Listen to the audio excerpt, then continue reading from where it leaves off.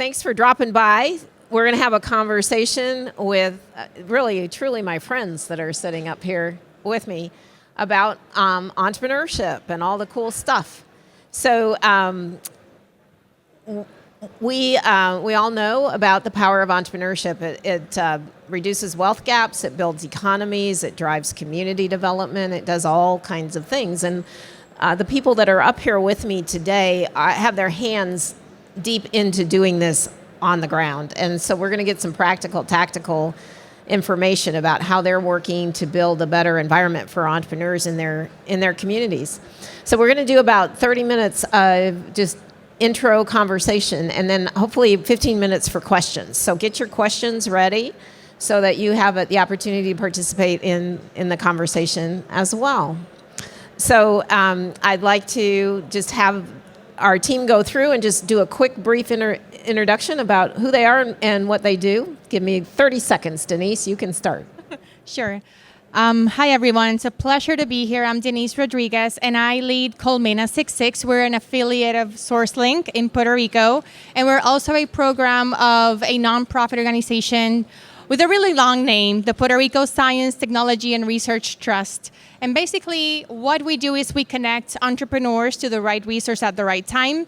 And we do that by creating those access ramps to the resources that they need to start or grow their business. We collect data, and we also identify the gaps and work together with the entrepreneurship community to bridge those gaps. Good afternoon. My name is Mark Burdett, and I'm the Deputy Director of the West Virginia Small Business Development Center. And very proud to be here and share our work that we're doing in West Virginia. One of the things that led me back to this work was West Virginia Business Link. We're actually an affiliate of SourceLink as well. So I am not only Deputy Director, but I'm also the network builder in the state. And actually we house our virtual ecosystem on Business Link. So glad to be here. Good afternoon, everybody. I hope you can hear me. Can you wave in the back? Because I feel like I'm talking to myself. Oh, thank you so much. I'm Stephanie Devon. I'm Vice President of Entrepreneurship and Business Development at the National Urban League. The National Urban League is the nation's oldest civil rights organization.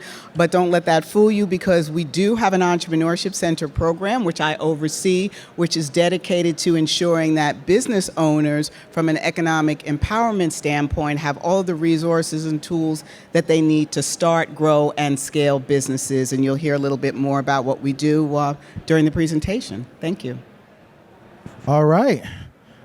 Last and perhaps the least, because I have an illustrious colleague set over here. But good afternoon, beautiful people. I appreciate the call and response. My name is Dr. Lomax Raheem Campbell. I have the pleasure of serving as the founding president and CEO of Third Eye Network, which is a national social enterprise consultancy that works with a number of organizations, from foundations to governments to nonprofits to quasi-public organizations, as well as universities and school districts.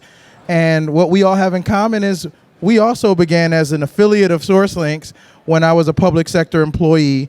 And now I'm a national partner of SourceLinks, helping to proselytize how amazing their work is when we collaboratively solve problems for entrepreneurial ecosystems.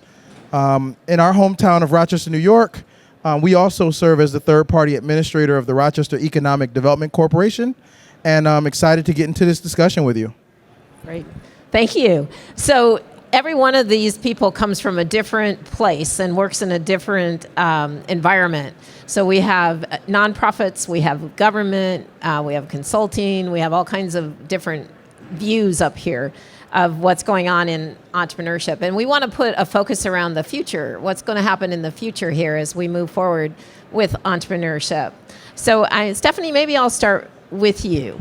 And you're working across dozens of entrepreneurship centers, because when she says she's in charge of a few, it's a number across the country. So if you could kind of talk about the impact of those centers and how you measure it and what you're doing and why it's important for the future.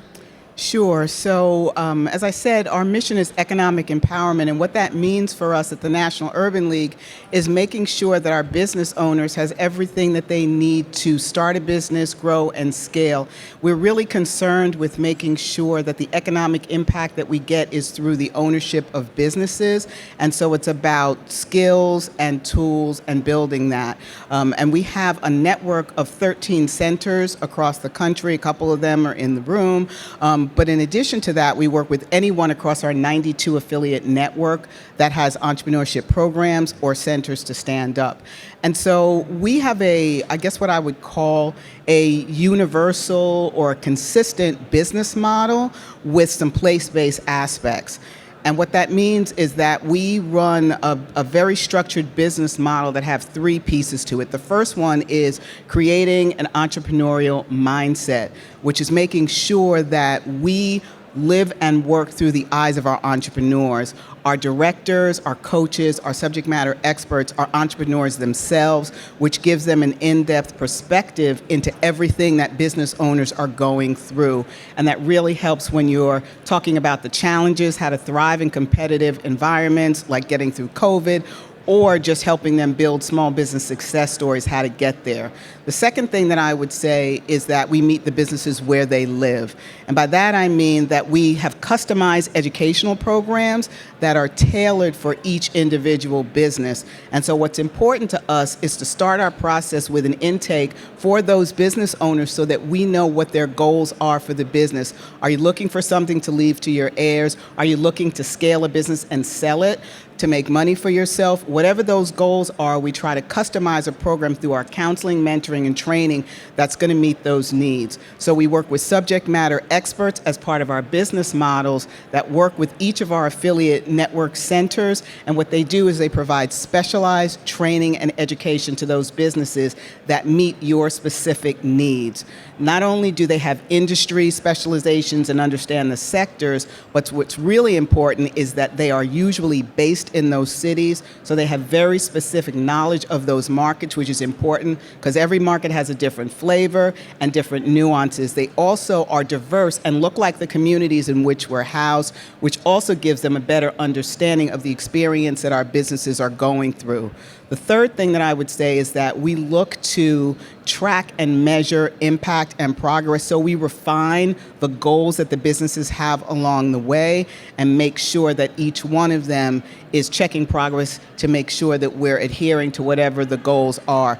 We are relationship driven, although we can be transactional. So if you want to come in and just learn how to use social media to market and brand your business, we can do that. But more likely, we're there to grow with you over the period to help you scale. What makes it successful is impact, right? So impact equals success for us. And so we are ensuring, again, that whatever that business needs, we're trying to provide it. So if that means moving you from a solopreneur to a multi-employer firm, that can be a measure of success. Of course, we also use data. Everybody wants metrics and data. Our funders want it. Our board wants it. We want it. And so the other thing that we make sure that we do is drive impact. How many new businesses have we started, and measuring that? How many capital connections are we making? Are we connecting people to networks that they can use to access? And are we connecting them through certification for contracts and other opportunities? So we're looking for anecdotal and data in order to be successful. And having that strong network of affiliates is really what causes the overall impact. You can do more with one than you can do more with many than you can with just one. So those are a couple of the factors that we use. Wow, thank you. Thank you. Now, Mark, you come from the other direction. You started as an entrepreneur and have been involved in the entrepreneurial landscape for quite a while with some work that you did. And now you've moved not only into assisting entrepreneurs, but being part of the government. So tell us about that story as our change agent here. Yes. Wow, it started a little over 20 years ago. I was actually contemplating leaving the state of West Virginia, and I decided to be part of the solution instead of part of the problem. That's how I got involved with folks like Maria and Don Mackey and all these folks that have blazed a trail for entrepreneurship development. I just got hooked and found a way for me to, as an entrepreneur, to give back. And I really made it a personal mission and felt like people were talking about entrepreneurship, but there was no entrepreneurs at the table. And I kind of felt obligated to kind of be that voice for them. So that's kind of what put me on this path. We did some amazing work about 20 years ago. And then in 2019, the ecosystem was born in West Virginia. We're a very rural state, but a very thriving state from an ecosystem building standpoint, I believe. I think we're doing an amazing job and continue to grow. And for about a year during COVID, I heard about it. I was like, oh, the ecosystem's fired back up in West Virginia. So I was like, I need to check this out. And I was just really impressed with the work that these folks were doing, especially in dealing with COVID. If it wasn't for broadband connectivity and Zoom, I don't know where we would be. It's really helped catapult us, our ecosystem, because we are a rural state. We're spread out all over the place. So that technology was key to our growth. And then I said, well, I need to get back in this thing. So I landed at the SBDC. Had worked with them in the past, but not in, actually working for them. And I'm happy to say that most of our coaches at the SBDC have actually owned their own business before. So we felt that is really important for us to have folks that actually have real world entrepreneurial experience. And then we've got a lot of folks that have had 30 plus years experience in helping entrepreneurs. So it's been crazy. Yeah. So Denise, you also have a multitude of experiences coming from Puerto Rico. You've certainly built a data-driven system down there, but have also experienced lots of different upheaval from time to time. So just give us a little bit about your background and how you've worked with entrepreneurs in Puerto Rico over the last several years. Well, where do we start? My background, I'm a recovering banker. My first job was at Wall Street, investment banking, and now I do this, which I feel is a lot more purposeful. And in the past 10 years, the entrepreneurship ecosystem in Puerto Rico has thrived. It's made leaps, and we have a few here. Shout out to all my Puerto Rico friends. Because there's been an intentional effort for everyone to come together for a common purpose and a shared mission, and there's been consistency, which I feel like it's the most difficult thing when it's not someone's job and that everyone's getting paid for by the same person to get something done consistently, right? It's easy to get derailed when things get tough. But for us, it's been the opposite. Every time we've had a struggle or a crisis like hurricanes, earthquakes, pandemic, we've been able to push through and get out being stronger. And I think that the most important thing is, how do we do that? By creating systems that help us serve our entrepreneurs better. So to give you an example, after Hurricane Maria, we just didn't know what to do. But we knew that we needed to understand what the entrepreneurs were going through, what they needed to allow them or help them not have to close their businesses for good. So all we did was just, we got out there, we started this needs assessment survey, and we were able to then connect entrepreneurs to the right resource at the right time, and getting together all of the resource partners to deploy those limited resources in the best way possible. Little did we know that we were going to use that same mechanism 3 more times through another hurricane and earthquakes and whatever. And now that we have a platform, now we are able to deploy a platform. So to give you a perspective, in the first crisis, we deployed our response as an ecosystem in a month. The most recent crisis, another hurricane, we deployed it in 48 hours. So that's something that we're very proud of. Thank you. Well, speaking of systems, Lomax, you're the systems guy too, taking a look at some of the previous work that you've done in building systems. So maybe talk about that a little bit in your background. Sure. And I'm recovering too, Denise. I tell people I'm a recovering public official. I worked in the mayor's office for 3.5 years, and my first task was to build Rochester, New York's entrepreneurial ecosystem. And of course, at the time, we didn't know what that meant. There was an active study going on by Kauffman Foundation, who was doing these global e-ship summits, and I was able to attend the third and the fourth out of the 4 sessions that they had.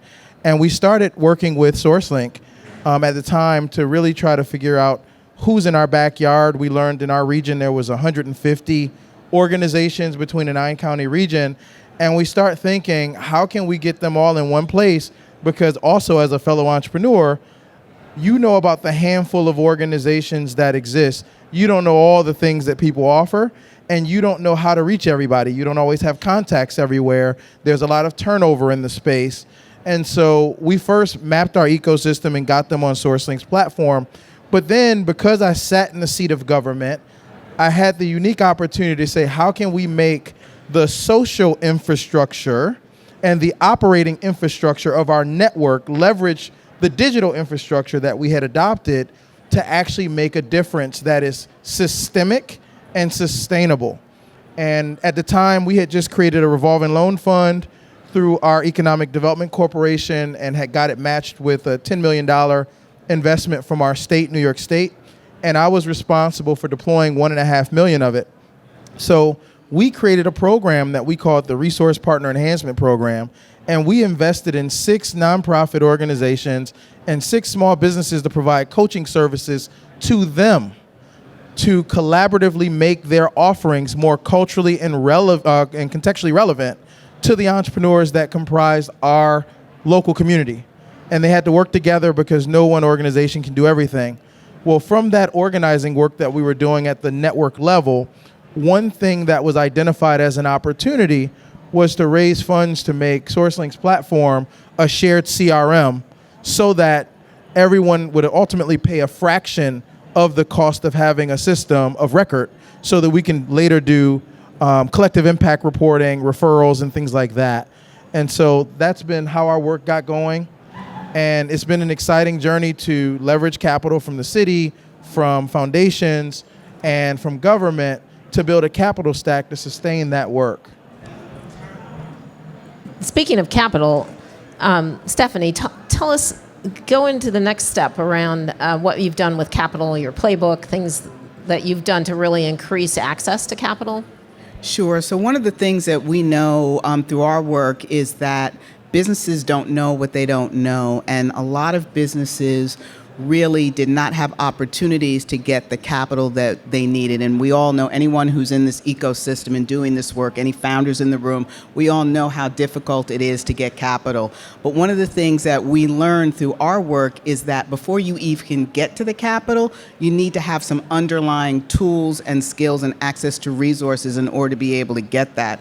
So we spend a lot of time doing what I would say is coaching, which undergirds the capital. It's the pre-loan coaching. It's making sure that, you have relationships with banks. It's making sure that even if you don't have a bank that will fund you because you don't have the collateral and you don't have the credit score, that we're providing you with the financial literacy tools that you need, and that we're connecting you to maybe CDFIs, community development financial institutions, those mission-based lenders that are probably your first step before you can even get to a bank. So we're providing all of that underlying coaching and training, and then if you get the capital, we're providing you with counseling after that. More importantly, one of the things that we've done, besides connecting folks to capital providers, is we started a CDFI loan fund. It's the Urban Empowerment Fund. I actually started my work at the National Urban League about 13 years ago to do that work, and I moved over into this field. But one of the things that we're doing is making sure that the folks who get capital from the UEF are our business owners, so our clients, to get affordable and appropriate capital. So for us, it's really important not only to get capital, but to make sure that you're not, we all know those folks listening to those 4 a.m. commercials where they're telling you you can get a loan and it's like 25% and then it just never goes away. You just keep in this circular. You can't get out of it. So we're trying to make sure that the capital is affordable and it's appropriate. If you need a line of credit, you don't need a 5-year term loan. So we're giving them the financial literacy, the tools, and then we're connecting them to folks in the community, their minority depository institutions or CDFIs, and to our own loan fund to make sure that they have access to the capital. And then we're showing them how to manage that debt so that they can pay it back and then qualify for additional capital. So those are some of the tools and resources we're providing, and making sure, as always, that we have access to grant opportunities as well as loan capital. Thank you. Thank you. Can you talk a little bit about, do you have a playbook that you work with when you do that? I don't know if I'd say we have a playbook, but I think for us it really is just making sure that there's an understanding across our network of what it takes to get to that point, and working with those business owners to ensure that they have the resources and the tools underlying all of that to get to that capital. Right. So the consistency across the system. The consistency across the system is always something that we look at. It's nuanced for cultural competencies and different things, but in our world, it's really consistent across all of our affiliate network. Okay. All right, thanks. So Mark and Denise, you both have worked a little bit with policy in your areas and data storytelling, especially in your area, Denise. And then Mark, you're in state government, and I'd love to hear how you think you can be a change agent in there. So Denise, talk a little bit about your policy, and then Mark, maybe you can talk about policy as well. Well, thank you, Maria. For context, when there are national indices or global indices, Puerto Rico is invisible. Just for context, we're not considered a state or considered a country, whatever. So basically, there's not a lot of data that us local ecosystem builders can pull from in order to drive decision making that's data driven. And thus, it makes it really even more important for those of us on the ground to collect data and share it in a way that's actionable. And so we've been doing that as an ecosystem for the past few years by gathering data through an annual entrepreneurship survey, and then putting together what's now a report on the status of a report on the state of Puerto Rico's entrepreneurial community. And these things take time. It's been like 7 years that we've been building and ramping it up a little bit, and with the hopes of being able to motivate decision makers to use it to make their decisions, whether it's philanthropic dollars, whether it's policy, whether it's ESOs in identifying new programs or tweaking their existing programs to better serve entrepreneur needs. And so to steal a phrase that I just heard from Jamila over at Established from the previous session, data tells us what's happening, but stories tell us why it matters. Why this matters. And so we've been very intentional in showcasing how the work that everyone does in our ESOs, how that really helps entrepreneurs. And we're very intentional in making it visible and crafting and kind of storytelling how this entrepreneur having access to this resource changed their life, and why their business, why the reason their business is where it's at today, what were all of the programs and resources that were there along the way, and how each really made a change in that entrepreneur's journey.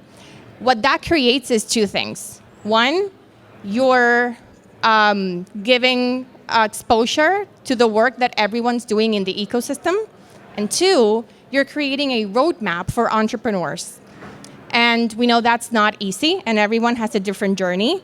And so you can create different journeys and show different paths, depending on verticals, stages of development, also backgrounds.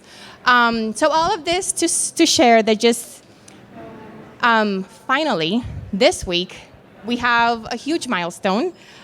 Just this week, the Senate approved a bill that was submitted by AARP Puerto Rico, where we were able to input to share data that was used for crafting this bill, helping and allowing and facilitating older adults to become entrepreneurs and having more access to resources.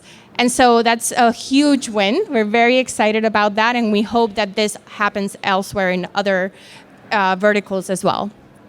Congratulations on getting that through. Yeah. right, Mark. I would say two things to dovetail what Denise said that we're doing at the state level is trying to break through the silos.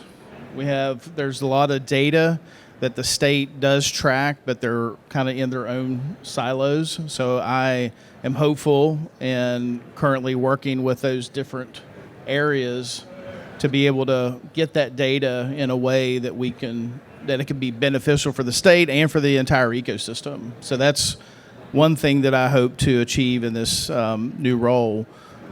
Secondly, we are tracking entrepreneurs in our ecosystem to where the touch points are.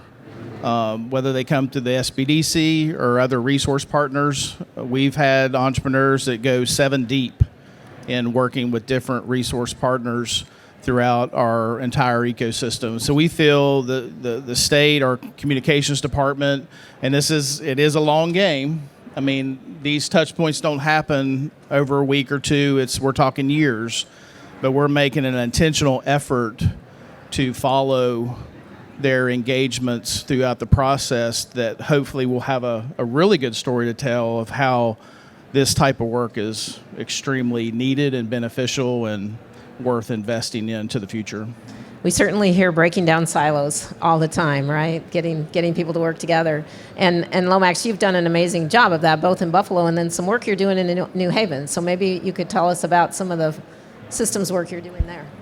Yeah, and thank you for that question. I saw Joe in here a little bit earlier. He may have stepped out. But I have a client, the Community Foundation for Greater New Haven.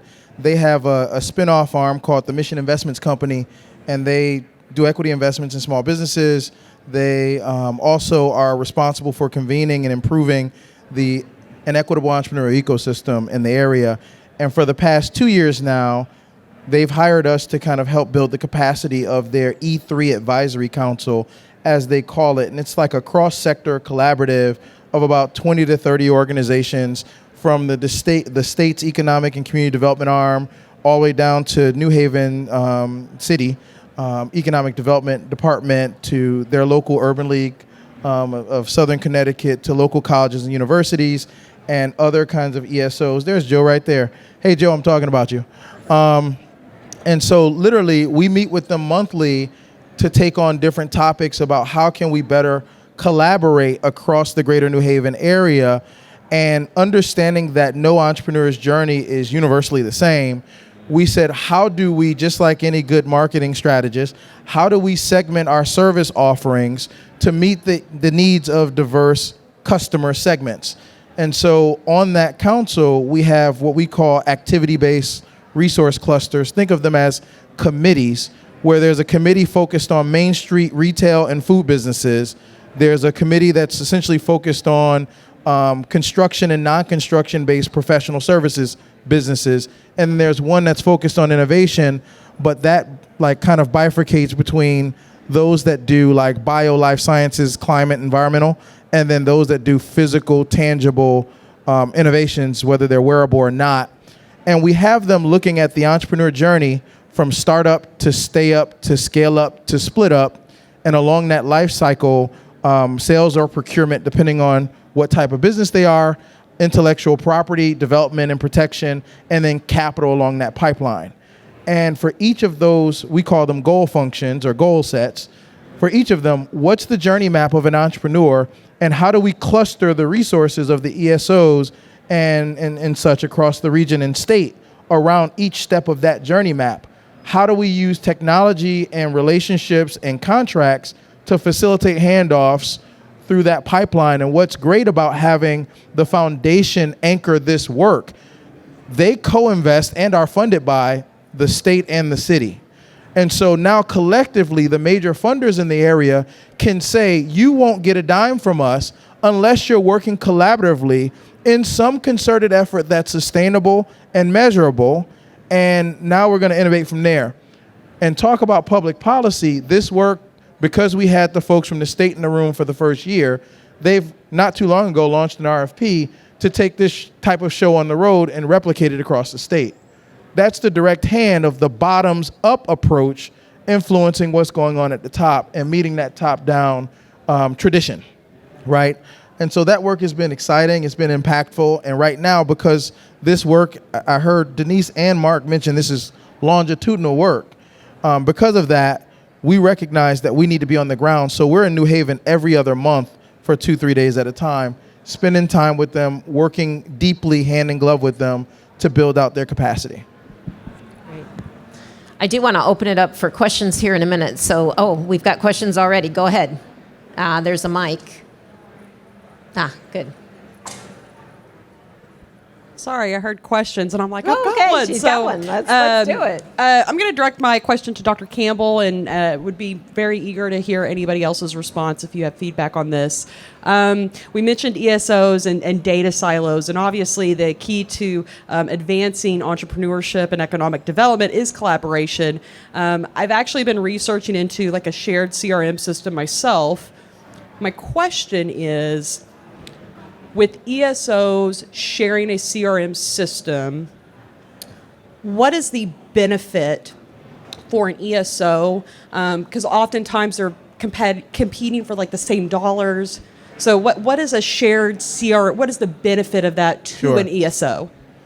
So in the USA meetup over in session room 5, we talked about how, at least Andy talked about how we've gone through 4 phases of human development, and now we're moving into the age of connectivity and collaboration, whereas before we were in the industrial age. And what we're seeing is global paradigm shift. We're definitely experiencing it in the United States. What used to was, and that's on purpose, what used to was doesn't work anymore. We see fewer dollars. We're seeing philanthropy and government wanting to make smarter investments. They're making mission-driven and impact investments, and they want to see collaboration. If you're not at that table, you will be left out. These are different ways of thinking, different ways of doing.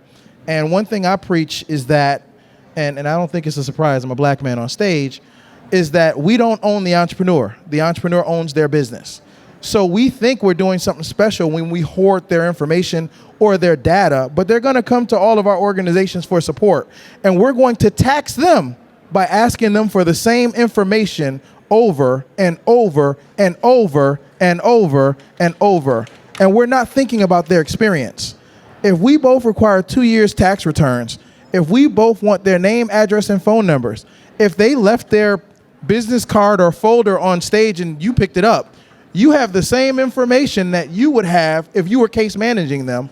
And what we're saying is make their lives easier, put it in the system once, get their sign off that they understand that they're coming into a network to help them, and let them opt out if they don't want to be supported by a network, and then help your funders make a better decision to invest in you by saying, here's our collective impact story.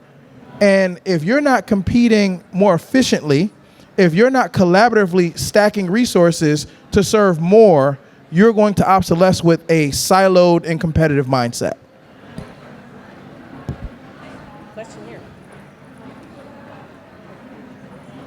Hi. I wanted to build on that question, and actually it's for Mark and for yourself.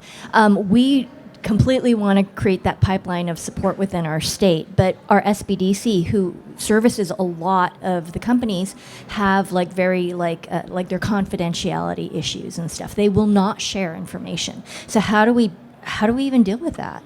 10 seconds. We have SBDC at the table in our network, and they're sharing information. It's not that it can't be done. We have this inertia that makes us believe that what we've done is what we have to do.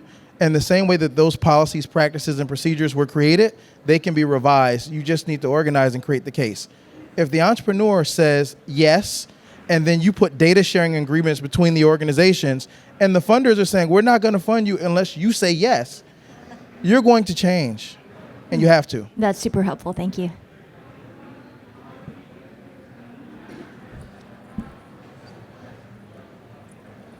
Good afternoon. Great conversation from all of you. I appreciated that. My name is Purnima Voria. I'm the founder and CEO of National U.S. India Chamber of Commerce, headquartered in Denver, Colorado. I also been an advisor to MBDA for growth and policy making of 8 million minority businesses of U.S., $1.3 trillion economy of U.S. My question to you, I know of the National Urban League. They're a wonderful organization. But my question to all of you and whoever wants to answer it, what percentage of minority businesses do you help in your day-to-day work? Well, I'll start. Even though you know us, I would say we probably have what I would say are 95% minority businesses in the work that we're doing. But it's not just the Black communities that we initially serve. We have grown to serve other people of color that are in our area. We have large immigrant populations that come in, so it's not just African Americans, it's Africans, it's folks from the Caribbean, so all over the world, folks are coming to the States from other countries. We're serving huge Latino and Latina populations, Asian American, and also Caucasian populations, and so we will serve anyone who comes through our doors. We will say we're probably about 95% people of color. Mark, do you know yours? Yeah, I just was going to dovetail on that. The majority of more than half of the businesses that we deal with are women-owned. And with us being predominantly a white state, we are double the national average in working with African-American entrepreneurs in our state. So SBDCs, we work with everyone. And we're very proud of that.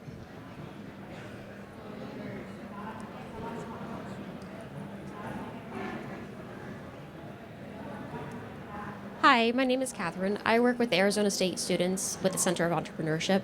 And you mentioned earlier how there is a shift between human development with the Industrial Revolution and everything, and we're changing more from that perspective to more of a connectivity perspective. So from a student standpoint and for newer generations who are becoming entrepreneurships, what do you recommend they focus on to be ahead of the curve to be successful leading into the new world? Good question. Yeah. Yeah, I'll start. In my work, being an entrepreneur, I think the quicker you get connected to other entrepreneurs, the better off you will be. It's proven that teams of entrepreneurs create wealth, and you can do it faster, instead of just a single person. I encourage the entrepreneurs that I work with, really try to think about that team mentality, that team approach. And for all you ESOs out there, the best thing that you can do is intentionally create opportunities for entrepreneurs to meet each other, interact, because that's where the real learning happens for them. I would pick up and say it's important to focus on building relationships with people who have ideas that are different from yours, as well as those that have ideas that are congruent with yours. It's important to learn certain skills. Most people would call them soft skills. I would say start developing your core skills. So this idea of organizing or convening groups, testing ideas, learning technologies, but then teaching people how to use those technologies, and then figuring out what kinds of hairy, big, audacious challenges that you can pursue working on and solutioning with other people. You'll start realizing there's a superpower of synergy that happens when different folks are working on different aspects of a thing. And what's funny is in the corporate world, and I don't come from corporate, but I'm an MBA and a doctor of management. In that world, we learn about global supply chains, right? We learn about value stream mapping. We learn that organizations like Starbucks is vertically integrated from the farm that grow their coffee beans all the way down to the stores that distribute and sell coffee, whether it's made or the beans. But we don't talk to entrepreneurs typically about their supply chain and building relationships with folks that can go into different facets of their value delivery system and going together, not going in silos. So beginning to get that mindset and beginning to test things out will be how you'd start. I'd like to add, you mentioned you in college right now? You're a student? No? Okay. In a university. Okay, got it. Yeah. So I feel like I like to tell students, it doesn't seem like it, but now you have all the time in the world. So now's the time for them to work on projects that can become a business or not. And in terms of skills, I love design thinking, and I feel like everyone should build skills on design thinking. It's all about listening to the customer, designing around the human-centric design, and looking for solutions that really respond to the needs that the people have. And then iterate, and then that continuous loop is what entrepreneurs do and what we tell them to do all the time. So speaking of that, Denise, you're like certified in agile building, right? So tell us about that and why you're doing it, what you're going to do with entrepreneurship. So we have to walk the talk, right? And we tell entrepreneurs, customer discovery and validate the idea, and then pivot and don't fall in love with the solution, fall in love with the problem. Well, we have to do that ourselves as well as ESOs and as support structures. And we need to listen to the entrepreneurs, and we need to have the skill set to be able to be nimble and iterate. And we've seen, talking with my colleagues this past 24 hours, that's what we've had to do for the past 5 months, and it's been brutal, agonizing, and but I see how we all have been able to have the skill set that is enabling us to navigate these tough times, right? And identify how we need to change and pivot to better serve our entrepreneurs and keep doing what we're doing. One more question. There's one in the front row here. Oh, nope, there's one over here. Maybe we'll do 2 questions, yours and yours, real quick. Yeah. Okay, so quickly, just piggybacking off of what this young lady said and going into what you're saying about education, I feel as if when I want to ask, do you collaborate with the education system here in the U.S.? I'm from the Caribbean. My name is Jordan Norbert. Sorry about that. CEO and founder of Eco Food Training and Certification Agency based in St. Lucia. I just wanted to know, what is your relationship with the education system here in the States in relation to entrepreneurship and introducing that option to young people from an earlier stage, as opposed to at the tertiary level where, they're probably still confused, still trying to figure out what it is that they want to do. Coming from the Caribbean setting, a lot of young people feel left behind, and they don't know that entrepreneurship is an option. So I just want to understand if that's the same thing here in the States. I think the most important thing, it's something that, and I'm happy to connect you with Gloria Vizcasillas here. 10 years ago, there was an intentional effort to build capacity at universities, starting with professors. So we were able to train almost all university professors in the schools of management and across all campuses in Puerto Rico, and then we went to STEM schools as well, in order for students to really feel supported and for the curriculum to then include entrepreneurship. And then they moved on to K-12, and we did that with 10,000 school teachers in public and private systems. So I would say that that's the first thing that has to be done: capacity building for those individuals that are going to be there for students. And then how do you bring them together and create a structure where students feel like there's a place I can go to talk entrepreneurship, to create a community. And then how do we do that not only in the schools of management? How do we do that across departments where the magic happens? Puerto Rico's done a fantastic job of really nailing that issue. So talk to Denise afterward if you're interested in hearing more. And we'll do one more question. Sorry. Oh, go ahead. Just real quick, I also want to share this for the folks in the States. I'm finishing up a strategic plan for a school district in Pontiac, Michigan. And some of the work that we've done at the middle through high school level to support this is we've mentored school stores in the past, so students get the opportunity to start selling things early. There's also groups like Students in Free Enterprise that they can create activities at the high school, middle school level. Junior Achievement has a pretty robust curriculum for introducing middle school students. And at the high school level, you also have an organization with a platform called Nifty, NFTE, and they have during school the day, after school, summer school curricula, and kind of train-the-trainer modules where you can bring ESOs to come into the schools and work with them. So you really could be intentional in a community from elementary exposure, middle school, more exposure, high school, trying it out, graduating, going straight into business, mentorship, shadowing companies, to college where you study business at the collegiate level, to going on. You have to build that in your communities intentionally. And don't kill me. I know we're going to get to your question, but I just wanted to add really quickly. Also, we do work with NIFTY in one of our centers in Los Angeles. So working with college students, also high school students. High school students do NIFTY, and then also with college students. And we partner with HBCUs, which are historically black colleges and universities across the United States, with our affiliates to work with their entrepreneurship centers and the majors that they've started in those schools to assist those college students and make that journey, because we know that not everybody goes into the workforce. A lot of people want to go and start their own businesses. Thank you. Okay, last question, real quick. My question is about optimal scale. This work could be super local, neighborhood, all the way to global. But if we're trying to stay agile, but still be impactful, in your experience, what's been the sweet spot in scale? City, county, regional, state? No one's burning to get in there? No one's burning to get in there. So just like politics are local, even though you have national politics, ecosystems are local as well, but they can grow statewide. And I would argue that there's such a thing called scale diversity. So when we hear scale, we think about things scaling up.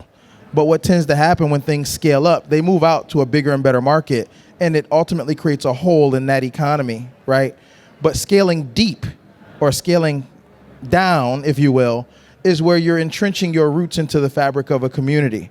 We're talking about creating a culture of entrepreneurship, a culture of collaboration, a culture where bottom up meets top down. And so you've ever seen this idea of spinning plates, or I don't want to do this on stage because somebody's recording, where you're rubbing your belly and patting your hat. I'm not going to do it. But you have to have both sets of activities going on. And every once in a while, you have to infuse new challenges and new ideas into that system to allow it to grow over time, and then use things like storytelling to have it replicate. So I think it's a long game. It has to be a way of life. Industrialism took a couple hundred years in this country to take on and become the thing that we do, just like business attraction and tax credits and things like that really came out of the 1920s. It's a long game that we have to play for the next 30 to 50 years. We're beating this drum to begin to see that this would endure for 100 years. And if I may add to that, entrepreneurship communities thrive when there's an easy and fast access for entrepreneurs to the talent, the resources, and the capital that they need. And so scaling might also mean, how do we do that better on a continuous basis? And how do we do it in spite or because of changes, tectonic changes that are happening at the micro or macro level? There's always going to be a new challenge, and there's always going to be a better way to better serve our entrepreneurs, so it can also look that way as well. All right. Well, thank you. I think they're going to evacuate us from this room, right? So we'll have to stop the conversation. But thank you very much to our panel. And, I think we heard lots of different things up here. We heard shared CRMs. We heard systems. I think Denise has brought information on their resources and how they work as a system in Puerto Rico. We also have one for Kansas City. And Lomax brought information on that shared CRM concept that he's been working on. They're all up here. You're welcome to come on up. So let's give our panel a round of applause. Thank you.